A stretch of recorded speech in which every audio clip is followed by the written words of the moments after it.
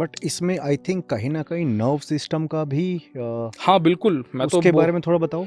मैं तो बोलता ही हूँ कि जैसे कि अब माइंड में नेगेटिव थॉट्स आना, हम्म। ये नेगेटिव एनर्जी को अगर हम हटा दें तो दो कारणों से और हो सकता है। हम्म। पहला तो हो गया मेंटल इलनेस, कि आपको प्योर मेंटल इलनेस है और कोई भी नेगेटिव एनर्जी का इम्पैक्ट नहीं है। आप डिफ्रेंशिएट कैसे करोगे एक मेंटल पेशेंट पे और एक नेगेटिव एनर्जी के पेशेंट पे? आपको उससे उसकी हिस्ट्री पूछनी होगी कि उसकी हिस्ट्री क्या है, उसको सपने किस तरह के आते हैं, क्या होता है, उसकी फैमिली में क्या बैकग्राउंड है, फैमिली कैसी है। जो नेगेटिव एनर्जी जहाँ पे होगी वहाँ पे पूरी फैमिली अफेक्टेड होगी। उस लड़के या लड़की के साथ उसकी माँ, पापा, बहन, भाई सबको कोई ना कोई प्रॉब्लम या पेन होगा। ठीक है, उनकी ओके। फाइनेंशियली कंडीशन वीक होगी। और जो सिर्फ मेंटल पेशेंट होगा उसको सिर्फ पर्सनल प्रॉब्लम होगी, बाकी सब हैप्पी होंगे। बाकी सबको कोई डिसीज नहीं होगी, हैप्पी इन द सेंस कोई डिसीज नहीं होगी, एटलीस्ट कोई पेन नहीं होगा, सिर्फ उस पर्सन तक लिमिटेड रहेगी। पहली पहचान तो यही हो गई। अब मेंटल इलनेस भी दो कारणों से होती है। पहला तो प्योर मेंटल इलनेस कि आपकी लाइफ में इतना स्ट्रेस पड़ा या कोई ट्रॉमा हो गया आपके साथ, तो उसकी वजह से एक माइंड पे इम्पैक्ट पड़ा और आप मेंटल इलनेस की तरफ चले गए। ठीक है, पहला तो ये हो गया। दूसरा मेंटल इलनेस का रीज़न होता है जो कि बहुत से लोग नहीं जानते, वो है सर्वाइकल रेडिकुलोपैथी, सर्वाइकल इनस्टेबिलिटी।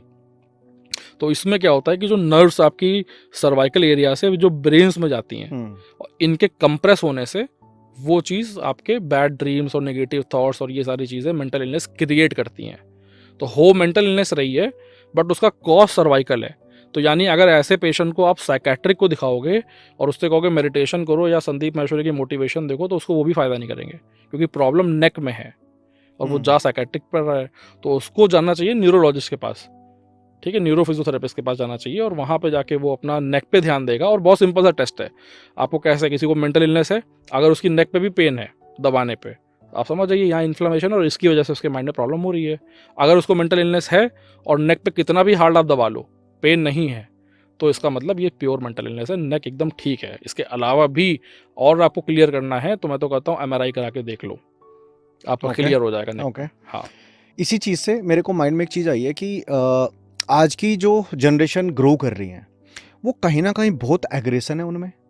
थोड़े टाइम के बाद वो थोड़ा डिप्रेस भी फील कर रहे हैं, हाँ, एनजाइटी भी आ रही है। अगर हम आज से 10 साल पहले की बात करें, 10 साल पहले के खाना पीना, कसरत, ये चीज़ एक अलग लेवल की थी। हाँ, हाँ। आज लेकिन आज 10-15 साल, आज अगर मैं आज की देखूं, आज के डेट में खाना पीना भी बदल गया है। तो ये चीज़ें कितनी इम्पैक्ट कर रही है जनरेशन को, प्लस इसका सोल्यूशन क्या है?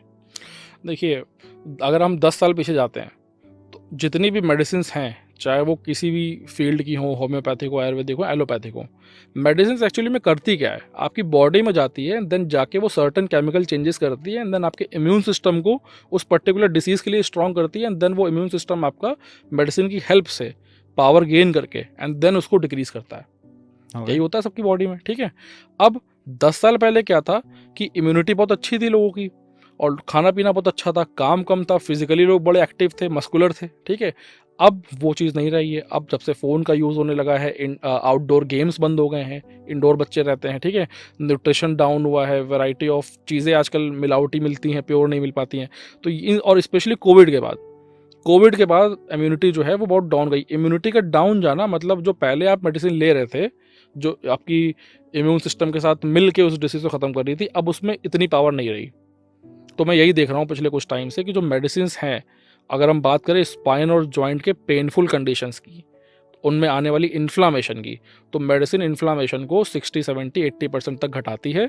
पेशेंट को बेटर फील होता है कि पेन कम हो गया एंड इन्फ्लामेशन डाउन चली गई, बट क्योंकि उसके रिमेनिंग इन्फ्लामेशन बची है, तो जैसे ही वो मेडिसिन छोड़ेगा कुछ टाइम के बाद फिर से पेन होने लगेगा, तो वो प्रॉब्लम रिपीट हो जाएगी। ठीक है, अब रहा सवाल जो आपने पूछा बच्चों की मेंटल हेल्थ का, तो अभी मैं जब कोटा राजस्थान गया था एक पॉडकास्ट करने, तो वहाँ पे मैंने ये इश्यू उठाया था कि जो यहाँ बच्चे बैठ के पढ़ाई करते हैं 6-7 घंटे और इनके जो नेक ऐसे बेंट रहती है, उसकी वजह से इनके नर्व कंप्रेशन हो रहा है नेक पे और उसकी वजह से इनका माइंड इफेक्ट हो रहा है, इनकी लर्निंग पावर डाउन जा रही है।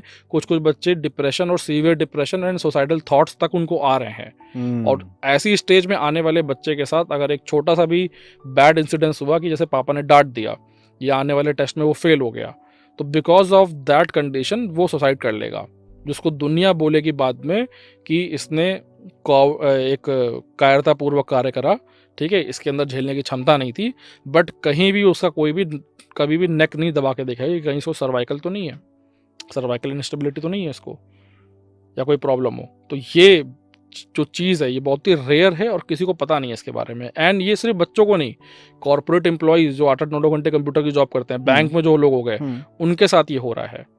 तो ये मेडिकल कंडीशन है जिसकी वजह से उनका माइंड खराब हो रहा है, बच्चों के साथ भी या कॉर्पोरेट एम्प्लॉयज़ भी हों। इसके साथ ही आपके जिसके देखिए इन्फ्लेमेशन नहीं होगी नेक के एरिया में, एंड सारी चीज़ें अच्छी होंगी, मेडिटेशन वो करेगा तो उसको कोई स्ट्रेस नहीं होगा।